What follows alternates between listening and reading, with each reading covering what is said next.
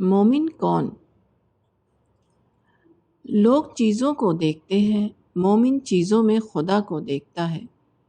لوگ چیزوں میں اٹک کر رہ جاتے ہیں، مومن وہ ہے جو چیزوں سے گزر کر خدا تک پہنچ جائے۔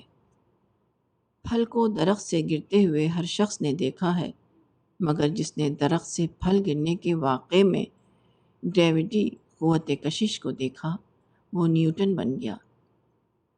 میٹر یعنی مادہ کو ہر شخص دیکھتا ہے، مگر جس نے میٹر میں الیکٹران کی حرکت کو دیکھا، وہ مائیکل فریڈے بن گیا۔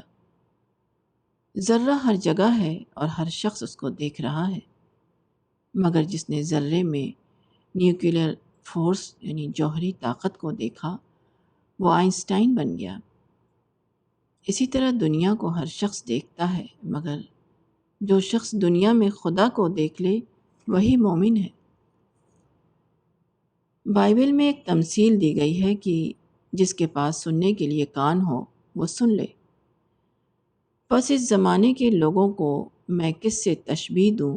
وہ ان لڑکوں کی مانند ہیں جو بازاروں میں بیٹھے ہوئے ہیں اور اپنے ساتھیوں کو پکار کر کہتے ہیں، ہم نے تمہارے لیے بانسری بجائی اور تم نہ ناچے، ہم نے تمہارے لیے ماتم کیا اور تم نہ روئے۔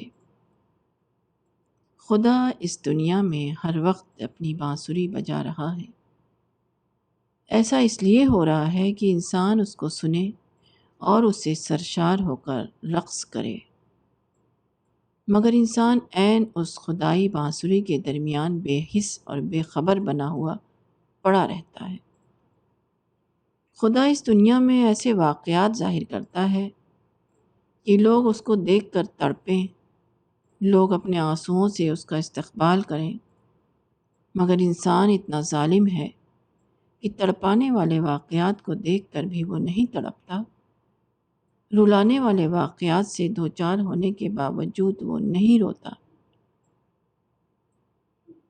انسان سے یہ مطلوب ہے کہ وہ خدا کی خدائی کا اعتراف کرے، مگر انسان اس کے لیے تیار نہیں ہوتا۔ آج انسان ایک لفظ دے کر چھوٹ سکتا ہے، کل وہ دن آنے والا ہے جبکہ وہ ساری کائنات دے کر بھی چھوٹ نہ سکے گا۔